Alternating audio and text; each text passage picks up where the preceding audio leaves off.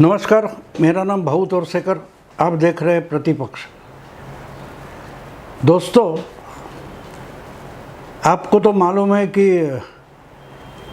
हिंदी और अंग्रेज़ी मीडिया के जो 14 एंकर्स हैं उनको कांग्रेस और इंडी अलायंस ने बैन किया है। और बैन का मतलब ये है कि जो भी कोई राहुल गांधी, सोनिया गांधी के इंडी अलायंस में समाविष्ट हुआ है, जो पार्टियां इनके साथ गई है, उनका कोई भी प्रवक्ता इन 14 एंकर्स के जो प्रोग्राम चलते हैं टीवी चैनल पर, उनके साथ सहयोग नहीं देगा, उनके पास नहीं जाएगा।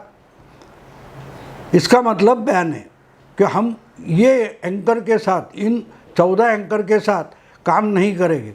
उसका फ़ायदा क्या है किसी को पता नहीं। आपको याद होगा तो पिछले कम से कम 4 सालों से अर्णब गोस्वामी, जिसका खुद का रिपब्लिक चैनल है, उस पर तो कांग्रेस पार्टी ने पिछले 4 सालों से बैन लगा रखा है। ना कोई कांग्रेस का नेता प्रवक्ता अर्णब गोस्वामी के प्रोग्राम में पहुंचता है, कभी पैनल में नहीं जाता।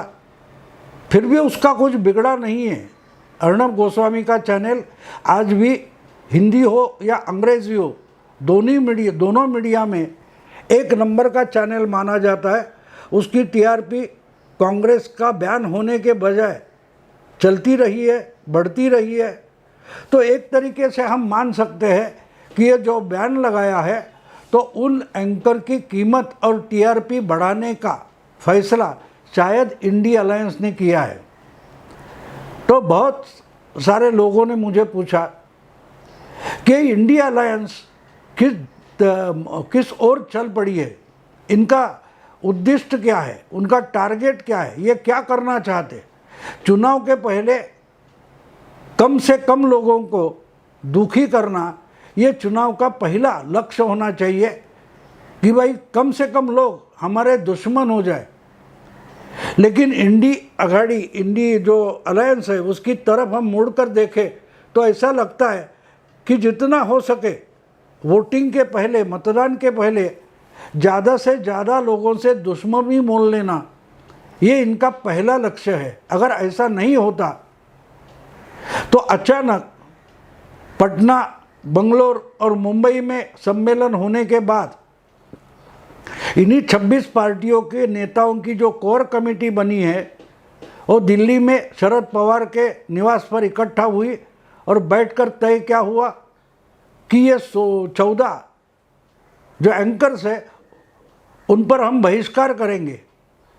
ये अजीब इसलिए लगता है कि जिस ढंग से ये जा रहे हैं तो ये परफेक्टली राहुल गांधी का रोड मैप मुझे लगता है। और अगर इस पर चिल्लाना शुरू हो गया तो वो भी लाजमी है, क्योंकि जो एंकर्स है उनको गुस्सा आना तय था। अब देखिए, एक बात ऐसी होती है कि ये 14 एंकर्स बीजेपी के लिए कुछ झुकाव दिखाते हैं या नहीं मुझे पता नहीं, थोड़ा बहुत हो भी सकता है।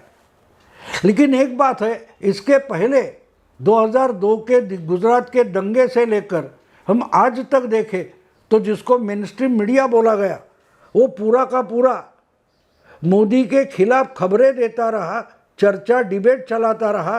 फिर भी अगर मोदी का कोई नुकसान हुआ ही नहीं, और आखिर ये बात हो गई कि 2007 के बाद, यानी मान लो पिछले कम से कम 16 साल से मोदी ने इन सब मीडिया कर्मी जो बड़े बड़े नाम वाले हैं, हीरो है, स्टार है, सेलिब्रिटी एंकर्स है, उनको बहिष्कृत किया है। और बार बार बोला जाता है मोदी हमसे डरता है, मोदी हमको इंटरव्यू तक नहीं देते क्योंकि मोदी डरे हुए हैं। तो मोदी डरे हुए रहना चाहते क्योंकि उनको जीतना है। इन एंकर के पास जाकर अपना टाइम खराब करो और उनसे अपना ही इंसल्ट करके लो, अपना ही इंसल्ट करने में उनका कोऑपरेशन करो। उसके बजाय मोदी ने ये 2007 में तय किया कि इसके बाद किसी भी मीडिया के पास नहीं जाऊंगा, ना किसी को इंटरव्यू दूंगा। और 2014 तक ये सिलसिला चलता रहा। मीडिया ने मोदी को कितना भी बदनाम किया हो, उसका जवाब तक मोदी जी देते नहीं थे। हाँ, बीजेपी के कुछ छुटपुट प्रवक्ता या नेता मोदी के खिलाफ बोला गया तो उसका जवाब देते थे, खुलासा करते थे, लेकिन मोदी ने मुड़कर नहीं देखा। होते होते 2007 से 2014 आ गया, यानी 17 साल बाद,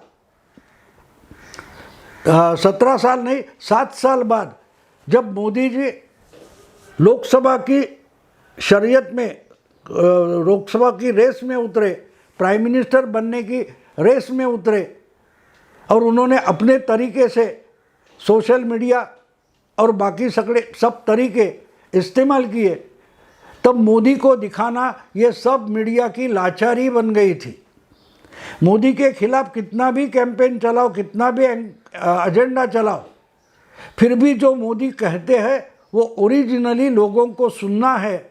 ये जब ध्यान में आया तब ये सब एंटी मोदी मीडिया इतने लाचार हो गए कि मोदी के पीछे पीछे घूमने लगे। आपको याद होगा तो उससे पहले 2 साल 2012 में जब गुजरात का विधानसभा चुनाव चल रहा था तो मोदी सद्भावना यात्रा पर निकले थे, 1-1.25 महीना घूम रहे थे पूरे गुजरात में, तो उसमें घुसकर मोदी का इंटरव्यू लेने की कोशिश राजदीप सरदेसाई ने की थी,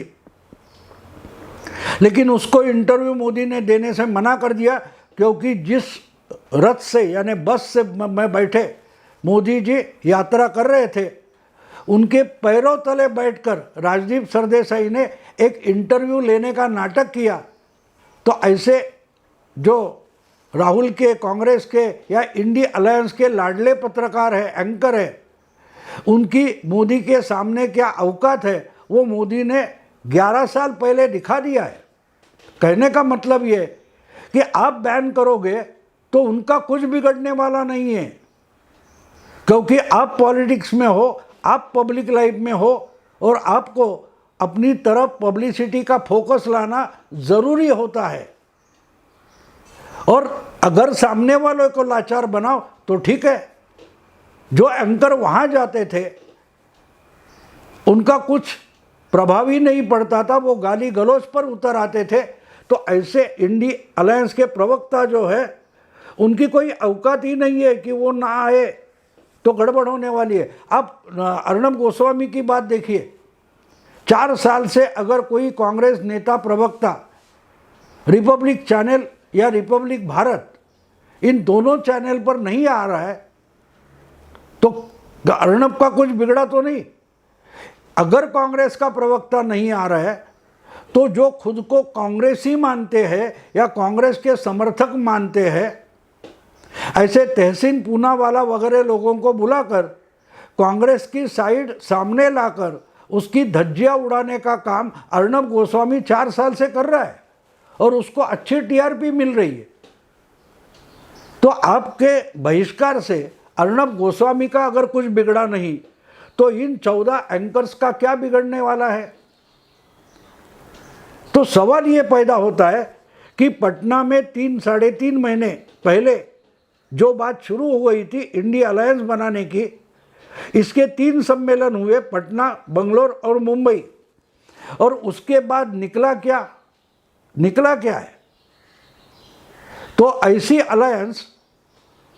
अलायंस आगे चलकर क्या कर सकती है, इसकी झलक अगर हमें देखनी है तो हम इस बैन की तरफ देख सकते हैं। अगर आप मुझे पहले ही बिना खेले, बिना लड़े जीता हुआ विजेता घोषित नहीं करने वाले हो तो मैं आप पर बहिष्कार लगा देता हूँ। मैं आपके वो जो टूर्नामेंट है, खेल है, सामना है, उसमें आऊँगा ही नहीं। ये जो पॉलिसी इंडिया अलायंस ने दिखाई है उसका मतलब समझते हो आप, कि अगर जो डिबेट होता है उस डिबेट में कांग्रेस सही है, इंडिया अलायंस सही है, बीजेपी गलत है, ये अगर आप दिखाना नहीं चाहते तो हम आपके साथ कोऑपरेट नहीं करेंगे। इसका मतलब ऐसा होता है कि जिस खेल में हमें विजेता घोषित नहीं किया जाने वाला है उस खेल पर ही हम बहिष्कार जाहिर करेंगे। तो यही लॉजिक ये तर्कशास्त्र जो है वो हम आगे लेके जाते हैं तो मतलब क्या निकलता है, अगर ये आगामी 2024 का 8 महीने बाद होने वाला, 7 महीने बाद होने वाला लोकसभा का चुनाव है, इसमें अगर चुनाव आयोग इंडी अलायंस और कांग्रेस को विजेता घोषित करने वाला है ही नहीं, तो हम चुनाव पर बहिष्कार करेंगे, हम चुनाव आयोग का बहिष्कार करेंगे। समझ रहे हैं आप? बात तो कोई नहीं है, आपको मालूम है, आपको तो मालूम है कि जब चुनाव हार जाते हैं तो यही कांग्रेस वाले, यही इंडी अलायंस के लोग ईवीएम पर शक जताना शुरू कर देते हैं। वोटिंग हो गया नहीं, गिनती हुई नहीं, उसके पहले ही ईवीएम में गड़बड़ी है का चिल्लाना शुरू हो जाता है। तो ये तो इनकी पुरानी लाइन है। लेकिन अगर ये बहिष्कार पर उतर आए, टीवी चैनल के 14 एंकर के प्रोग्राम में नहीं जाना यानी बहिष्कार, ऐसा अगर ये कहते हैं तो उसका मतलब साफ है कि हमको विजेता घोषित कर, हमको विजेता घोषित करोगे तो ही हम आपके डिबेट में आएंगे, हम आपके खेल में आएंगे, हम आपके टूर्नामेंट में आएंगे, और नहीं तो हम आपके टूर्नामेंट का, आपके डिबेट का बहिष्कार करते हैं। तो ये लॉजिक आगे चलकर कहाँ जाता है कि अगर चुनाव में हम हारने ही वाले हैं तो हम चुनाव में जाए ही क्यों? हमको चुनाव नहीं लड़ना है, बस हम तो चुनाव नहीं लड़ेंगे, क्योंकि ये चुनाव में बीजेपी जीतने वाली है और बीजेपी को चुनाव जीता ऐसा दिखाने के लिए ही चुनाव हो रहा है, मतदान हो रहा है।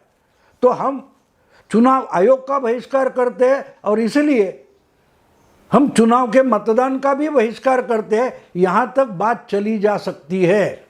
जिस ढंग से इंडिया अलायंस ने राहुल गांधी का लॉजिक स्वीकार किया है, वो आगे चलकर किस दिशा में जाता है उसका मार्गदर्शन हमें इस 14 एंकर्स के बहिष्कार में दिखाई देता है। ये 14 एंकर हमारा साथ नहीं देते, हमारे साथ आकर बीजेपी को कंडेम नहीं करते, बीजेपी ने सही किया फिर भी वो गलत बताने में ये एंकर हमारा साथ नहीं देते, तो हम इनका बहिष्कार करेंगे। तो यही बात तो अगले चुनाव में होने वाली है। यही बात तो 2014 में हुई, 2019 के लोकसभा चुनाव में हुई, वही बात 2017 और 2022 के उत्तर प्रदेश विधानसभा चुनाव में हुई थी। और उसके बाद ईवीएम के खिलाफ इनका मोर्चा खुल गया था, आपको याद होगा। तो इसका एक अगला कदम शायद इंडिया अलायंस चुनाव आने तक यानी 2024 के आरंभ में कर सकती है कि भाई आप चुनाव आयोग घोषित करें कि इस चुनाव में बीजेपी हारेगी और इंडिया अलायंस जीतेगी। ये चुनाव के पहले ही चुनाव आयोग ने घोषित करना चाहिए। अगर नहीं करते तो हम चुनाव आयोग का बहिष्कार करेंगे। ये राहुल गांधी की लॉजिकली अगली स्टेप यानी अगला कदम होगा। अब राहुल गांधी अगर इस ढंग से चलना चाहते हैं तो कितनी बाकी सारी पार्टियां इंडिया अलायंस में राहुल गांधी के साथ बचने की संभावना है, इसके बारे में सोचो। जो आज 14 एंकर का बहिष्कार करना चाहते वो आगे चलकर मुझे गारंटी है कि शायद जनवरी फरवरी तक यानी उम्मीदवार का पर्चा भरने का कार्यक्रम शुरू होने तक शायद राहुल गांधी डिक्लेयर कर देंगे शरद पवार के घर में मीटिंग लेकर कि भाई अगला चुनाव इंडिया अलायंस लड़ेगी ही नहीं। अगर बीजेपी को ही जिताना है तो उसमें हम कोऑपरेट नहीं करेंगे, सहकार्य नहीं देंगे, सहयोग नहीं देंगे, क्योंकि चुनाव आयोग बीजेपी का क्या बोलता है, चट्टा बट्टा है वगैरह बोलते हैं, अगर बीजेपी के इशारे पर चुनाव आयोग काम करता है, ये इनकी थियरी है, तो आगे चलकर ये चुनाव में भाग ही नहीं लेंगे। यानी इंडिया अलायंस आगे सम्मेलन तो बहुत करेगी, लेकिन करेगी क्या? एक बहिष्कार करती जाएगी। और जो आज भी बीजेपी के समर्थक नहीं है, उन पर उंगली उठाकर उनको बीजेपी के पाले में ढकेलने का काम चलता रहेगा। और उसका अगला क्या बोलते हैं उसको, अगला टप्पा या अगला ठिकाना चुनाव होता है, मतदान होता है। तो अगर वोटर भाजपा को ही जिताना चाहता है तो हम वोटर को ही बहिष्कृत करेंगे, हम वोटिंग में हिस्सा ही नहीं लेंगे, हम चुनाव पर बहिष्कार डाल देंगे। ये राहुल गांधी कर सकते हैं। और जिस ढंग से राहुल गांधी के पीछे ये सब पार्टियां पड़ी है, उनका हर्ष वही होने वाला है जो 2014 में हुआ था, 2019 में हुआ था, 2024 में वही होने जा रहा है। क्योंकि ये लड़ना नहीं चाहते, ये बिना लड़कर ही विजेता घोषित होना चाहते। देखते हैं दोस्तों आगे क्या होता है। फिर से हिंदी वीडियो शुरू किया है, आपको पसंद आता हो तो लाइक कीजिए, शेयर कीजिए, सब्सक्राइब कीजिए। नमस्कार।